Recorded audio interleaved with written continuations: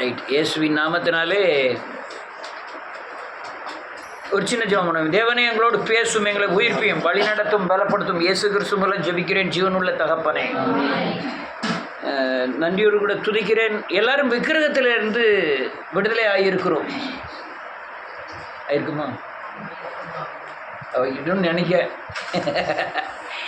நாம் எத்தனை பேர் விடுதலை ஆகிருக்கோம் இல்லைங்கிறத நான் இப்போ உங்கள்கிட்ட சொல்ல போகிறேன். ஒவ்வொரு விக்கிரகத்திற்கும் ஒவ்வொரு சுபாவங்கள், ஒவ்வொரு குணங்கள் உண்டு. எந்த விக்கிரகத்தை ஒரு மனுஷன் சேவித்தானோ தலைமுறையாய் அதை பின்பற்றினானோ அந்த விக்கிரகத்தின் குணங்கள், அதனுடைய கிரியைகள் அவன் குடும்பத்தில் ஒவ்வொரு சந்ததிக்கும் அது தொடர்ந்து வந்து கொண்டே இருக்கும். நான் இப்போ பேர்லாம் சொல்ல விரும்பலை. கொலை செய்யக்கூடிய விக்கிரகங்கள் இருக்கிறது, விபச்சாரம் செய்யக்கூடிய விக்கிரகங்கள் இருக்கிறது, சண்டை, கொலைவெறி தாக்குதல், இரத்தம் சிந்துதல், அல்லலியா தூஷண வார்த்தைகள் பேசுதல், இப்படி பல விக்கிரகங்கள் இருக்கிறது. அந்த விக்கிரகங்களை சேவிக்கிறவர்கள் எப்படி இருக்குதோ, அந்த விக்கிரகம் இருக்கிறதோ, அந்த விக்கிரகத்தின் தன்மை அவனுடைய இரத்த அணுக்களிலே ஊடுருவி அவன் குணங்களாய் சுபாவங்களாய் வெளிப்படுகிறது. இந்த சத்தியம்லாம் நம்ம ஆளுக்கு மட்டும்தான் புரியும், வேறு யாருக்கும் புரியாது. அதனால ஒருத்தரும் கேட்க மாட்டாங்க. போன சத்தியத்தை 26 பேர் தான் கேட்டிருக்காங்க. அதுக்காக கர்த்தருக்கு ஸ்தோத்திரம். அல்லேலூயா. 26 பேரை 13 பேர் தான் பார்த்துருக்காங்கன்னு நினைக்கிறேன். ரைட்டு. எத்தனை பேர் பார்க்குறாங்கன்னு முக்கியம் இல்லை, தேவன் கண்களை திறக்கணும், அதுதான் முக்கியம். இந்த விக்கிரகத்தின் தன்மையை வச்சு தான் இந்த பூமியில் எல்லா காரியங்களும் நடக்கிறது. அரசியலில் இருந்து, படிப்புகளில் இருந்து, பணம் சம்பாதிக்கிற நிறுவனத்தில் இருந்து, சூதாட்டத்தில் இருந்து, அல்லலியா குடிகள், வெறிகள், களிகாட்டு முதல் குடும்ப நடத்துதல் வரை எல்லாம் இந்த விக்கிரகத்தின் கஸ்டடியில் தான் இருக்குது. அல்லேலூயா. அதனால தான் மனுஷன் தந்திரங்களை கற்றுக்கொள்ளுகிறான். தைரியம் என்ற திறமை என்ற போர்வையில் வஞ்சகத்தையும் துரோகத்தையும் பிரயோகம் செய்து இந்த பூமியிலே சமாதானமான வாழ்க்கை வாழ வேண்டும் என்று நினைத்து விக்கிரகத்தை சேவித்து அதனுடைய குணத்தை பெற்றுக்கொண்டு பூமியிலே இன்னொரு விக்கிரகத்தை ஆளுகிறவனோடு யுத்தம் பண்ணி அவன் பூமியிலே வாழுகிறான். நான் சொல்லுதெல்லாம் புரியுதா? புரிஞ்சுக்கிட்டுனா ரொம்ப நல்லது. இது ரொம்ப பெரிய பாடம். அவங்க ஸ்கூல்லலாம் சொல்லித்தர மாட்டாங்க இல்லையா? அந்த சப்ஜெக்டே வேறு, இந்த சப்ஜெக்டே வேறு. அல்லேலூயா. அதனால் இப்போ ஏன்ட்ட உங்ககிட்ட இருந்த விக்கிரகங்கள், உங்கள் தாத்தா பூட்டம் எல்லாம் எந்தெந்த சாமிகளை சேவித்தார்களோ அந்த விக்கிரகத்தின் தன்மை பெரும்பகுதி உங்கள் இரத்தத்தில் இருக்கிறது. அது குணங்களாய், சுபாவங்களாய் அது அப்பப்போ வெளிப்படும். நான் ரட்சிக்கப்பட்டு விட்டேன், நாம் ரட்சிக்கப்பட்டு விட்டோம், இயேசுவின் இரத்தத்தினாலே கழுவப்பட்டு அபிஷேகம் பெற்றிருக்கிறோம், கர்த்தருடைய பந்தியிலே கலந்து கொள்கிறோம். ஆனாலும் கூட இந்த விக்கிரகத்தின் தன்மை சுயமாய், சுவாபமாய், குணமாய் நாம் எல்லாரிடத்திலும் வெளிப்படும்.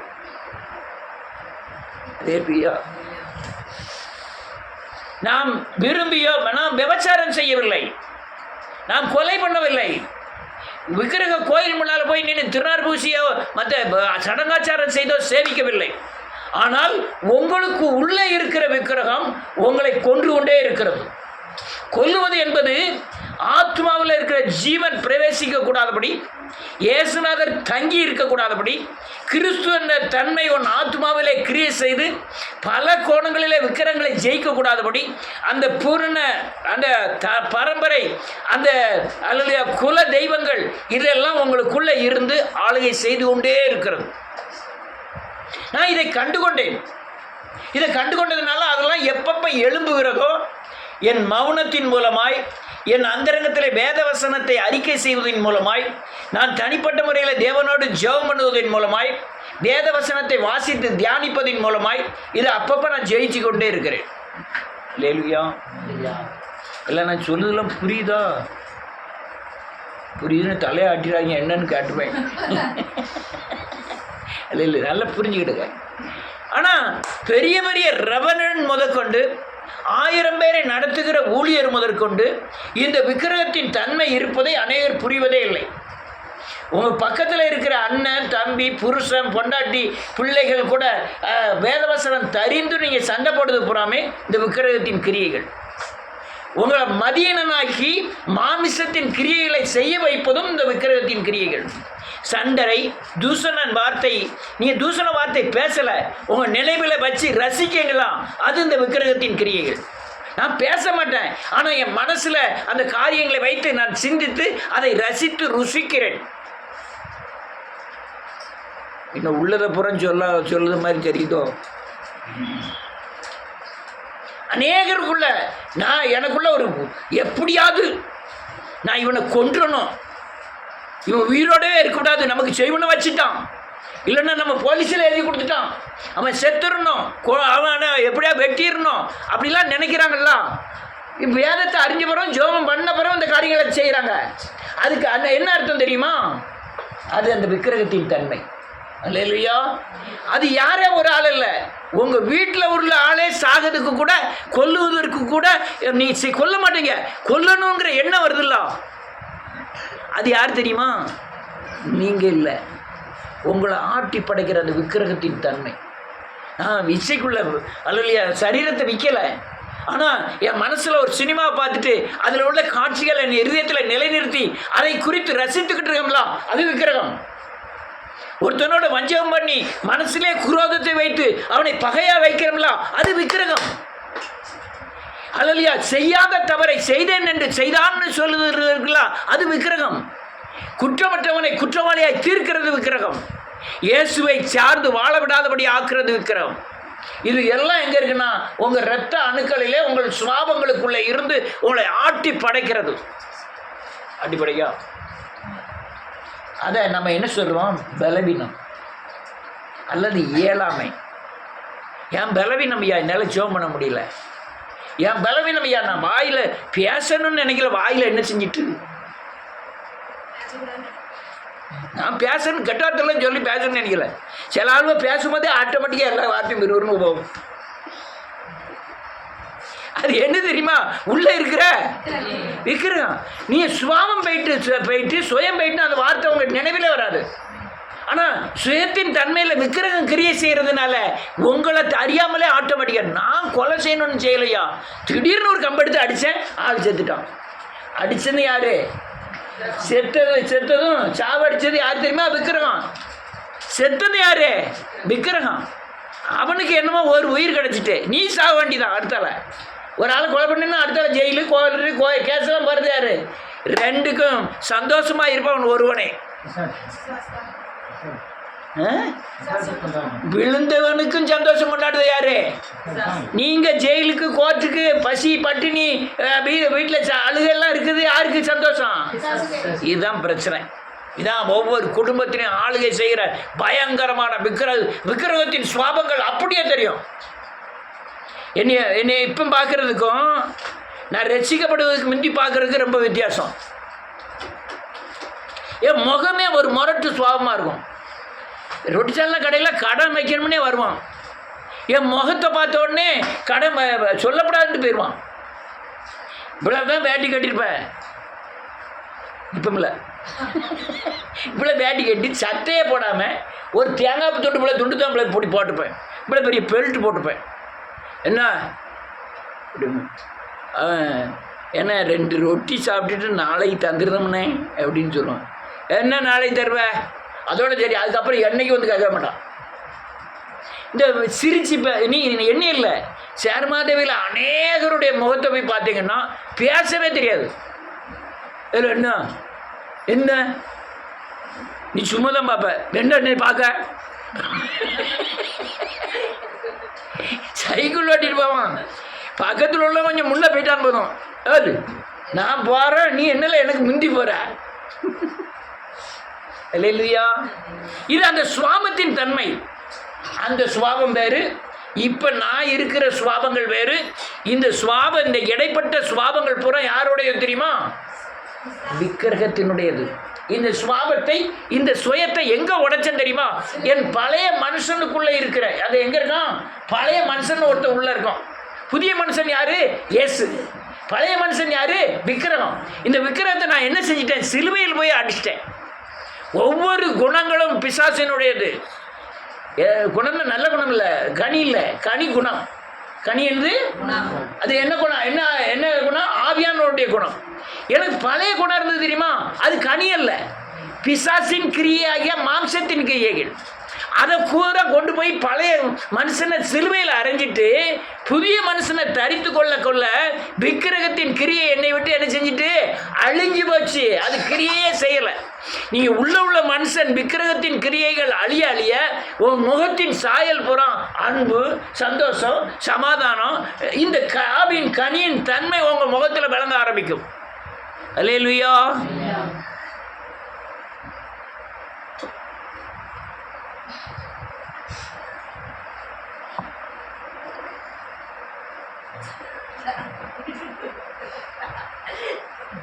பார்க்கடலில் பட்டுக்கவும் பார்க்கடல் நாயகி. நான் பாம்பு மேலே இப்படி படுத்துப்பாங்க தெரியுமா, தாமரை மேலே. ரைட்டு.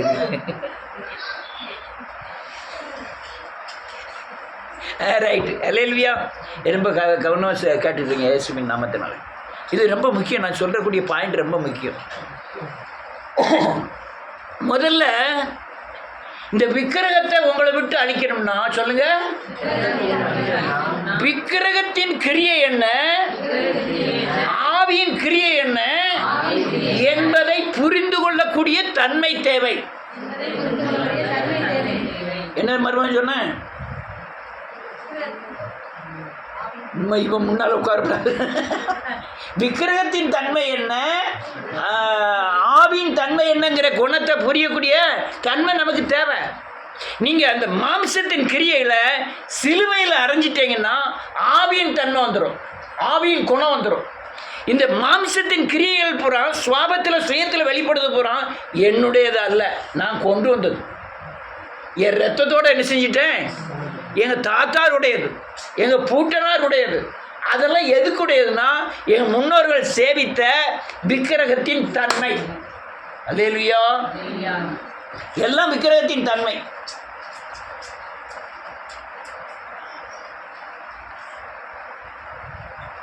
அல்லேலூயா. இன்னொரு வசனத்தை வாசிப்போம். யோவான் எழுதின சுவிசேஷம் 5ஆம் அதிகாரம் 30ஆவது வசனம்.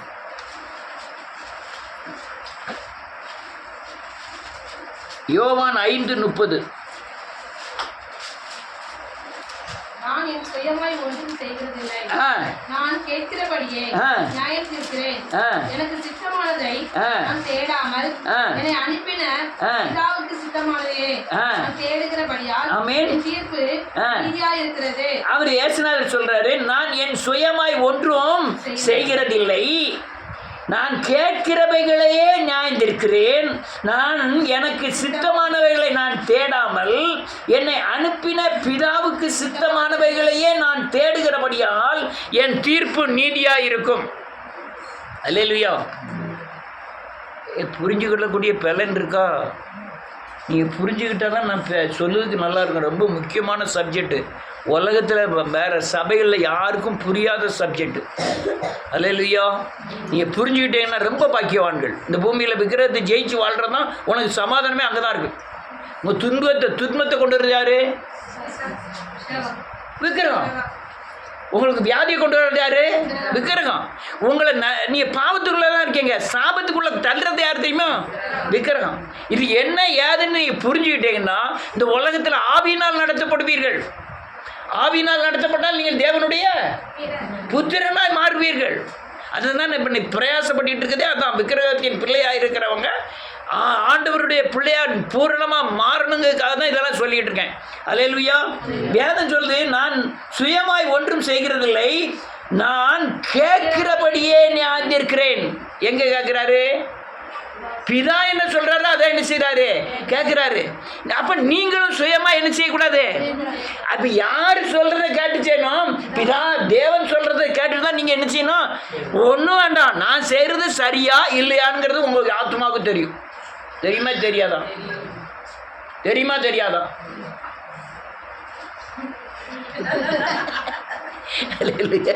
தெரியுமா? நீ நம்ம செய்யறது நமக்கு தெரியாதோ?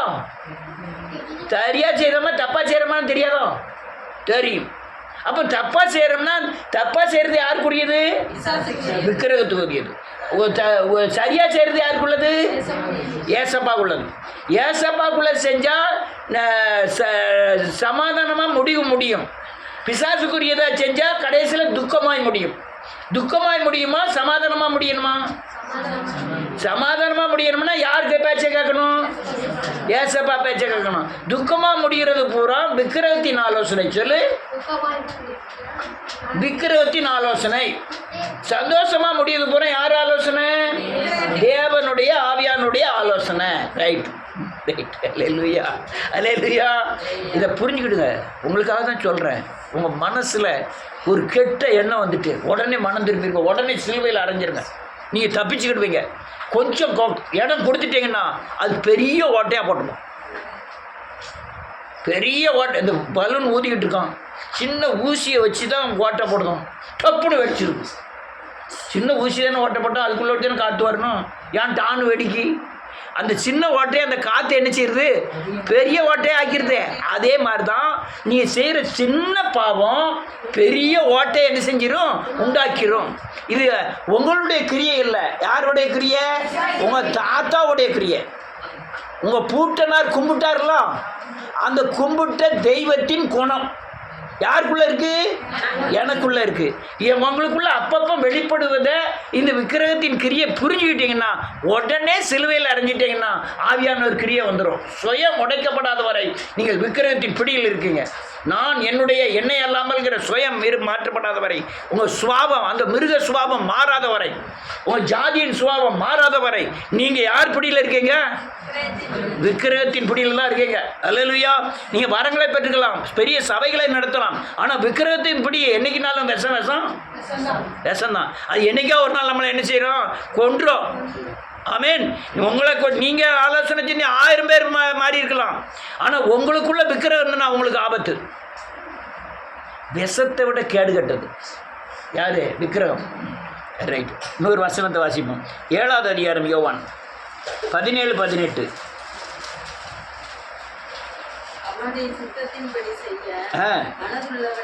ஆமேன் ஆமேன். நான் சுகமாய்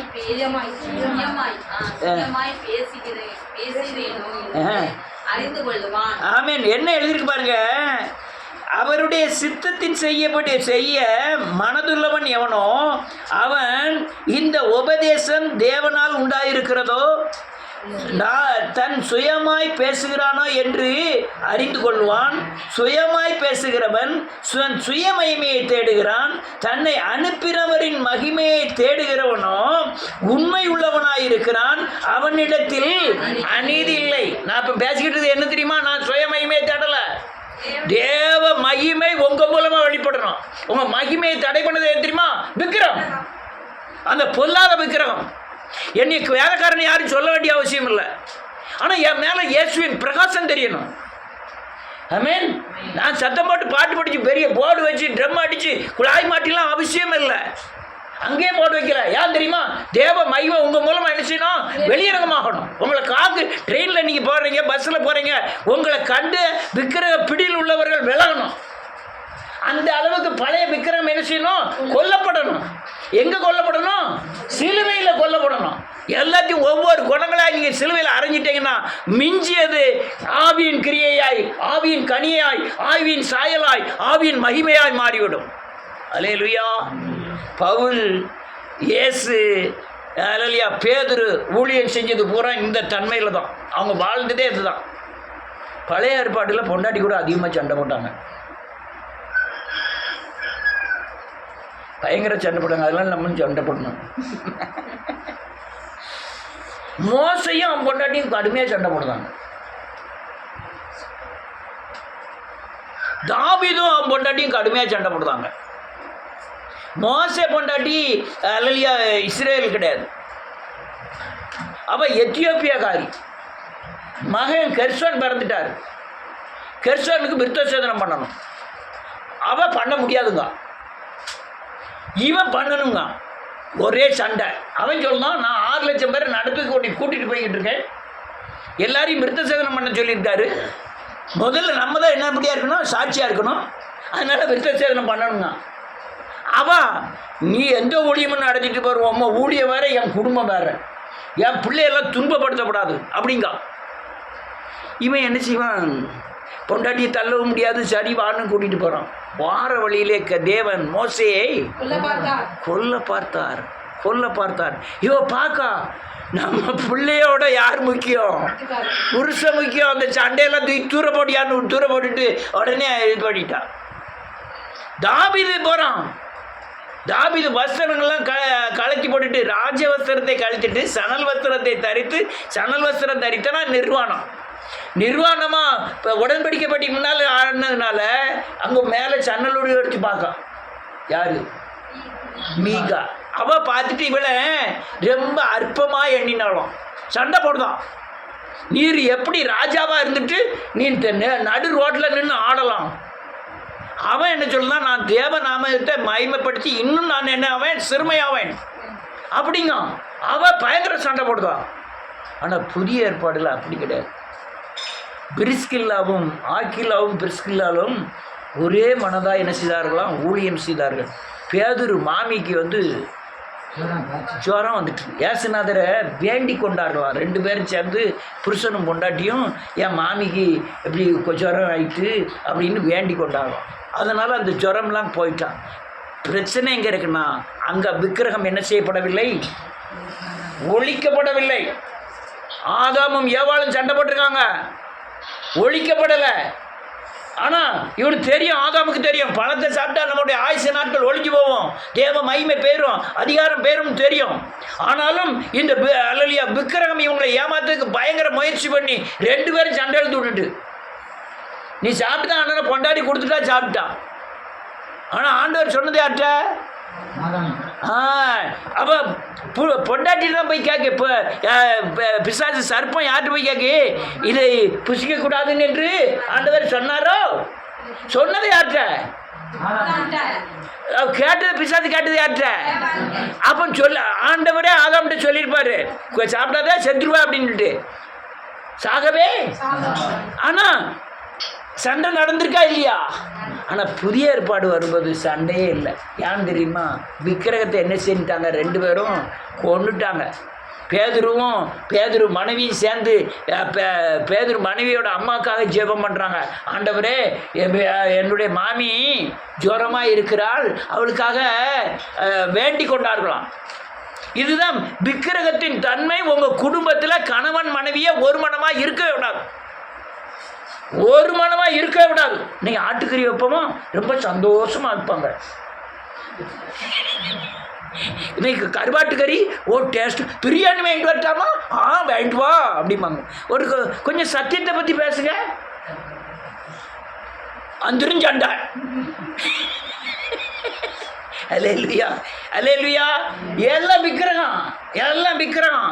ஒரு சுவாபம் மாறலைன்னா, உங்கள் சுயம் மாறலைன்னா, விக்கிரகம் உங்களை கொண்டு உங்கள் குடும்பத்தை நாசமாக்கி விடும், உங்கள் பிள்ளைகளை சின்ன பண்ணமாக்கி விடும், உங்கள் குடும்பத்தை அமைதி இல்லாமல் ஆக்கிறோம், மன நோவு உண்டாக்கிறோம்.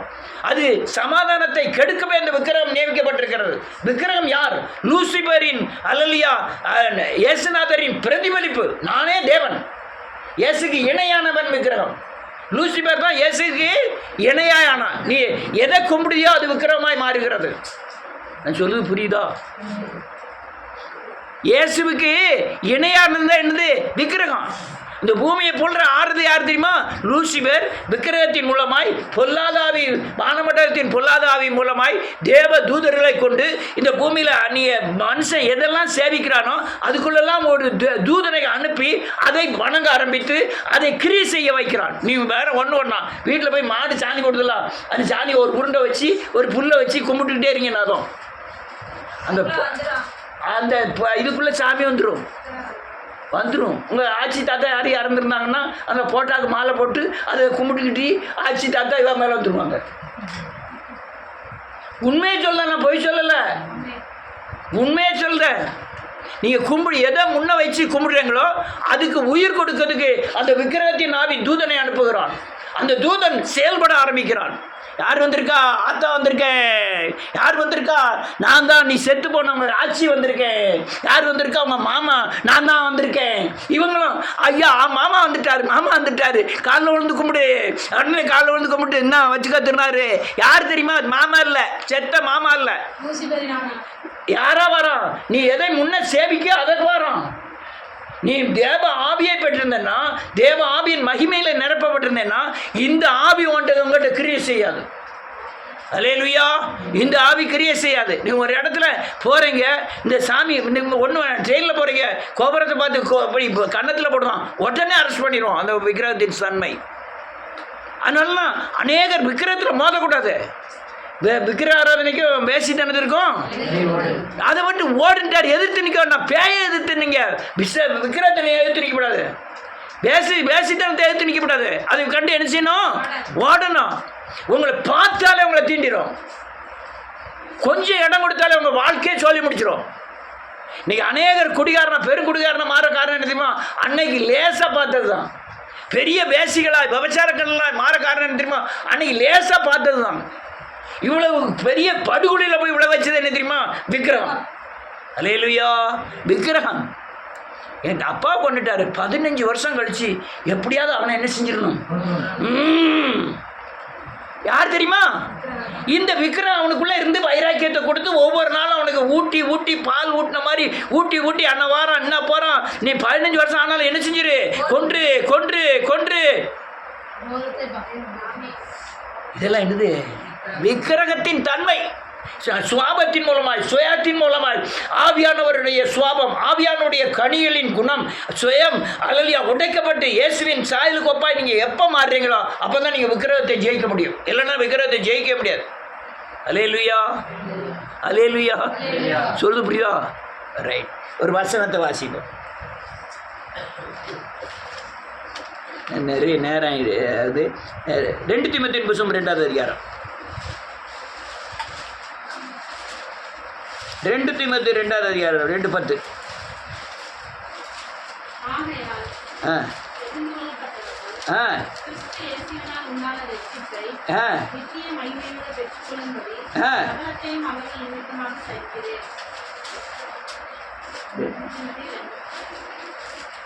ரெண்டு தீமோத்தேயு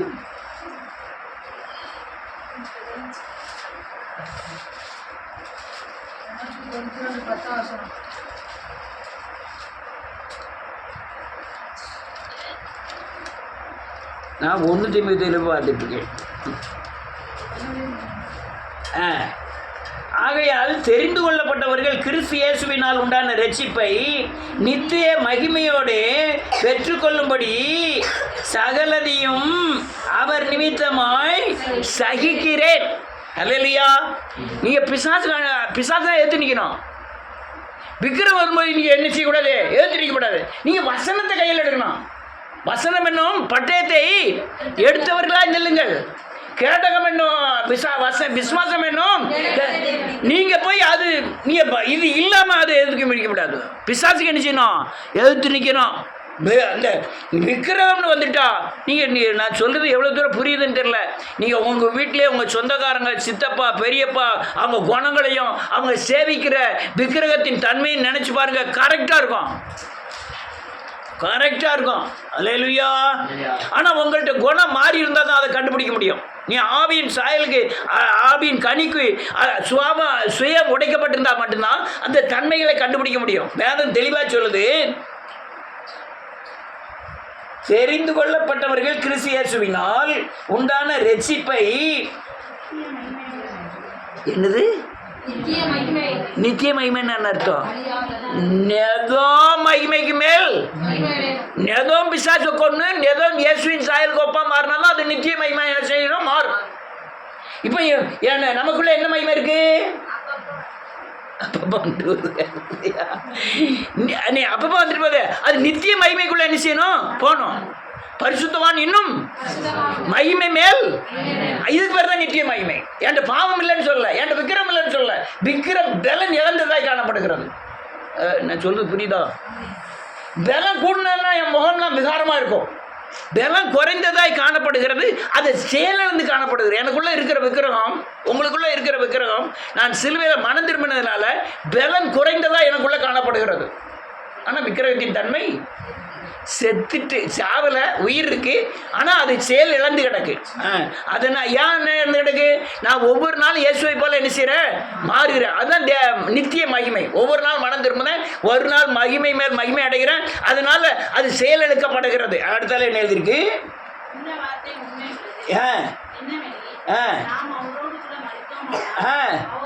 நல்ல கவனிங்க. அவரோடு கூட இந்த விக்கிரகத்தின் கிரியையாக பாவத்துக்கு மரித்தோமானால் அவரோடு கூட அவர் மகிமையின் சாயலிலே பிழைத்திருப்போம். என்ன சொன்ன?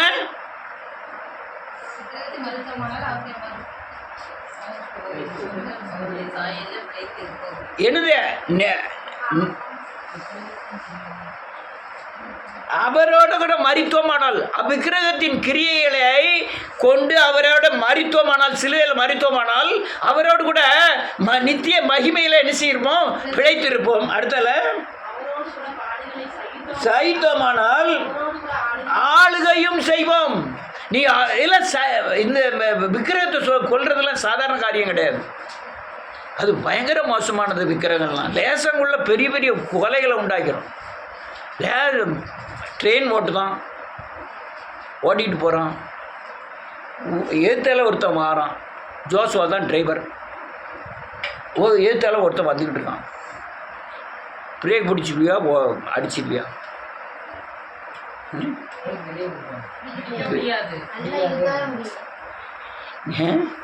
ஜங்ஷனில் போய் நிப்பாட்டுறதுக்கு டவுன்லேயே பிரேக் பிடிச்சிருக்கோம். அதுக்கப்புறம் போகிற பைய தான் போகுது. நீ எதிர்த்தால உள்ளவனுக்கு உள்ள டக்குன்னு நம்ம பைக்கில் போகிற மாதிரி பிரேக் பிடிச்சிட்டு வச்சுக்குவோம். உள்ளே இருக்கிறவங்க எதிர்த்தால சுவாபியாகவும் எதிர்த்தால தங்கம் இருந்தாலும் ரெண்டு மாதிரும் டப்புன்னு அந்த பிரேக் பிடிக்கல என்ன செஞ்சிடும்? மாடிடும், ஒன்றுக்கு ஒன்று மாதிரி.